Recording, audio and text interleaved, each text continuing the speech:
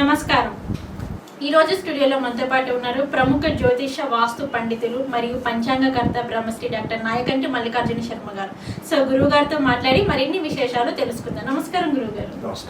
గురువు గారు, శుక్రుడు, రవి, గురువు ఈ మూడు గ్రహాల కలయిక వలన అస్తంగత దోషం అనేది ఏర్పడింది కాబట్టి సో ఇప్పుడు చూసుకున్నట్లయితే సింహరాశి వారికి మరి సింహరాశి వారికి ఈ మూడు గ్రహాల కలయిక వలన ఈ దోషం ఏర్పడింది కాబట్టి మరి వీరికి ఎలా ఉండబోతుంది అంటారు?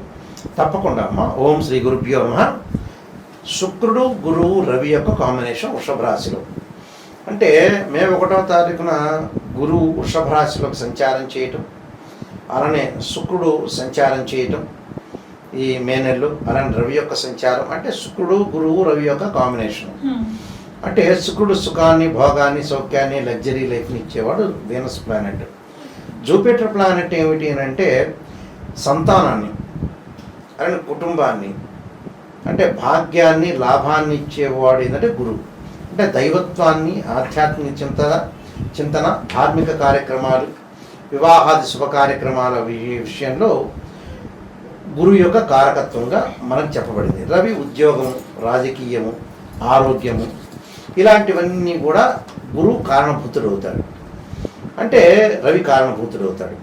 అక్కడ రవి, గురువు, శుక్రుడు అనే చాలా ఇంపార్టెంట్ ప్లానెట్స్. ఆ కంజంక్షన్ అనేది ఏంటంటే వృషభ రాశికి అధిపతి శుక్రుడే. అంటే శుక్రుడు యొక్క ఓన్ హౌస్ వృషభ రాశి. అలాగా 2-3 గ్రహాల యొక్క కంజంక్షన్ కావటం వల్ల అస్తంగత దోషం అంటే కంబస్ట్ అంటే రవి యొక్క ఏదైతే గురువు శుక్రుడు యొక్క ఇచ్చే శుభఫలితాలన్నీ కూడా రవి ఆపేస్తాడని అర్థం. ఈ రవి ఆపేయటం వల్ల ఇక్కడ ఏమవుతుందంటే దాని యొక్క సుఫలితాలు భూమి మీద ఉండే వాళ్ళకి పడవు. అంటే ఆ మంచి ఫలితాలు వచ్చే అవకాశం అనేది ఉండదు అని అర్థం. అంటే ఒకే స్ట్రైట్ లైన్ మీదకి వస్తాయి, ఒకే సరళరేఖ మీదకి వస్తాయి. వచ్చినప్పుడు జీవితంలో గ్రహణం ఏదైతే ఏర్పడుతుందో సోలార్ ఎక్లిప్స్, లూనార్ ఎక్లిప్స్ ఏర్పడినట్టుగానే ఇక్కడ కొంతమంది కొన్ని రాసుల వాళ్ళకి ఏంటంటే కొంత అనుకూలంగా ఉండదని చెప్పొచ్చు. ముఖ్యంగా సహజంగా ఎలా ఉంటుందనంటే గురువు 2, 5, 7, 9, 11 స్థానాలు సుఫలితాన్ని ఇస్తాడు. శుక్రుడు వచ్చే 1, 2, 4, 5, 8, 9, 11 స్థానాల్లో సుఫలితాన్ని ఇస్తాడు. మరి సింహరాశి వాళ్ళకి ఏ విధంగా ఉండబోతుందో మనం చూస్తే సహజంగా సింహరాశి వాళ్ళకి దశమంలో ఉన్నారు. అంటే వృత్తి స్థానంలో 10వ స్థానంలో గురువు, శుక్రుడు, రవి యొక్క గ్రహాల యొక్క సంచారం అనేది ఉంది. అయితే వీళ్ళకి ఎలా ఉంటుంది? 10వ స్థానంలో అస్తమించడం అనేది జరిగింది.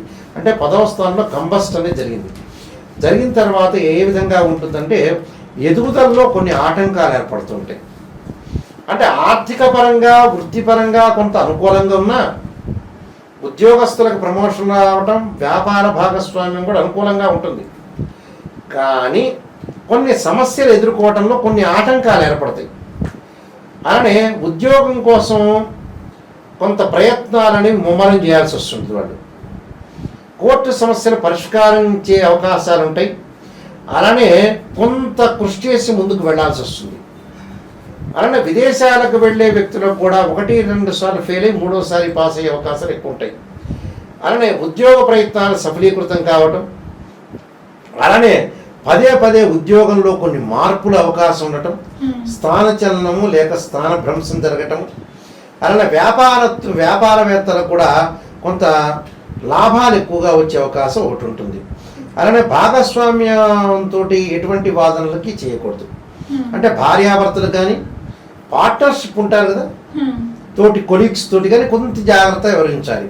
వివాహంలో విభేదాలు వచ్చే అవకాశాలు ఎక్కువ ఉంటాయి. అంటే డిఫరెన్స్ ఆఫ్ ఒపీనియన్స్ అనేవి మ్యారేజ్ లైఫ్లో వచ్చే అవకాశం ఉంటుంది.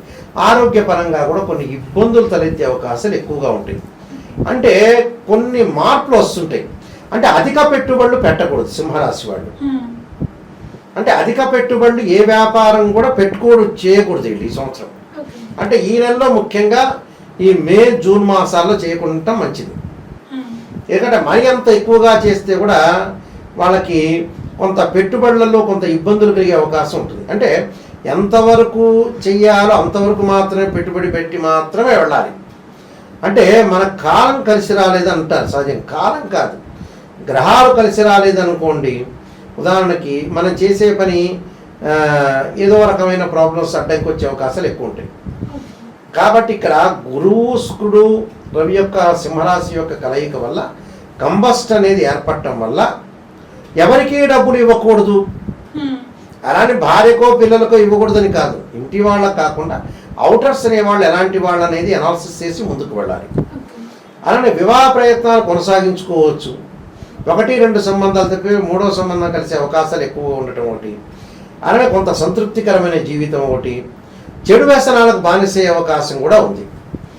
ఈ రాశి వాళ్ళు చెడు వ్యసనాలకు బానిస కాకుండా జాగ్రత్త పడాలి. వీళ్ళు అంటే వాళ్ళు నిజాన్ని తెలుసుకోవాలి. ఇక్కడ ఎప్పుడైనా సరే ఏ రాశి ఫలం చెప్పేటప్పుడైనా మంచి చెడు కొన్ని ఉంటాయి. జనాలకు ఏమిటంటే ప్రజలకు కొంతమంది కూడా పాజిటివ్ని ఆలోచన చేస్తుంటారు. పాజిటివ్ కాదు, నెగిటివ్ ఉండి నెగిటివ్ను సవరణ చేసుకునేవాడే మంచివాడని అర్థం. శ్రేయ లోపం మెరుగుట పెద్ద విద్య, లోపం మెరిగిన వాడే పూర్ణుడవుతాడట. అంటే మనలో లోపాలని మనం ఎక్కడైతే ఉంటుందో దాన్ని సవరణ చేసుకుని ముందుకు వెళ్ళాలి. అతనే ఊరికి మొనగాడవుతాడు. అంతేగాని ప్రతిదానికి కూడా కొంత ఆలోచన చేసి వీళ్ళు ఏంటంటే ఈ రాశి వాళ్ళకి ఏదైతే జాగ్రత్త పడాలో ఆ జాగ్రత్త పడే విషయాలు నిర్ణయాలు కరెక్ట్గా తీసుకోవాలి. నాకు ఇది లోపం ఉంది, ఆ లోపాన్ని నేను సవరణ చేసుకుంటే కంప్లీట్ మ్యాన్ అవుతాడు. ఈ నెలలో తీసుకోవాల్సింది ఏంది, డబ్బులు ఎవరికి ఇవ్వకూడదు. అర్జెంట్ పరిస్థితిలో కానీ అవసరానికి కానీ ఆ వ్యక్తిత్వాన్ని గౌరవించి ఇవ్వాలి. దాంతోపాటు ఆరోగ్యపరంగా కొన్ని ఇబ్బందులు వస్తుంటాయి. ఆ ఇబ్బందులు ఎదుర్కోవాలంటే కరెక్ట్గా మనం ఫుడ్ తినాలి, ప్లస్ భగవంతుడి యొక్క ఆరాధన చేయాలి. ఏదైనా శరీరంలో ఇన్బ్యాలెన్స్ ఉంటే సరిదిద్దుకొని ముందుకు వెళ్ళాలి. అదే అసలు ప్రపంచంలో ఉన్న కాన్సెప్టే అది. ఆ కాన్సెప్ట్ని ఏంటంటే ప్రజలు విస్మరిస్తారు. ఆ విస్మరించారు. డబ్బులు దేనికి ఖర్చు పెట్టాలో అనేది పాయింట్ కూడా విస్మరిస్తారు వీళ్ళు. అంటే చెడు వాటికి ఎక్కువ ఖర్చు పెట్టారు, మంచి విషయాలకు తక్కువ ఖర్చు పెడతారు. ఇక్కడ మనిషి యొక్క టోటల్ ఫెయిల్యూర్ అనేది 3. పాపం భగవంతుడి మీద మనం వేస్తాం కానీ టోటల్ ఫెయిల్యూర్ అయ్యేది ఏంటంటే బ్రెయిన్ మెచ్యూరిటీ లెవెల్స్ పెరగకపోవడం. ఈ నెలలో ఈ 2 నెలల్లో డబ్బులు ఎక్కువగా ఖర్చు చేయకూడదు, చాలా జాగ్రత్తగా ఉండాలంటే ఆ నిర్ణయాలు తీసుకొని ముందుకు వెళ్ళాలి. అప్పుడు మనం బాగున్నట్టు అర్థం. ఇలాంటి విషయాలకు చాలా జాగ్రత్తగా ఉండి ఆరోగ్యపరంగా ఇబ్బందులు ఉన్నాయి. ఆరోగ్యపరంగా ఇబ్బందులు ఉన్నప్పుడు జాగ్రత్త పడితే సరిపోతుంది.